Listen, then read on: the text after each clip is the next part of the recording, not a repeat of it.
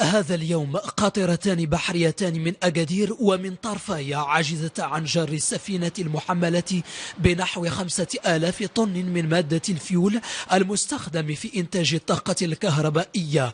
السفينة التي كانت قادمة من لاس بالماس علقت بأكوام الرمال عند مدخل ميناء طنطان الذي أصبح يهدد سلامة العاملين على متن مختلف السفن التي تدخله بشكل مستمر.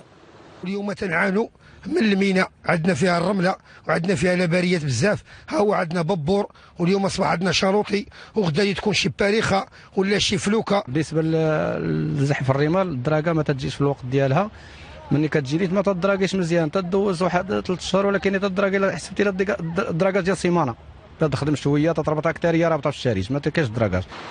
إلى حدود عصر هذا اليوم لا يزال طاقم السفينة عالقا. مدير الوكالة الوطنية للموانئ بطنطان رفض الإدلاء بأي تصريح يتعلق بملابسات الحادث الذي كاد أن يتكرر مع سفينة أخرى علقت هي الأخرى للحظات بكتبان الرمال. تعرضنا له بعد قليل.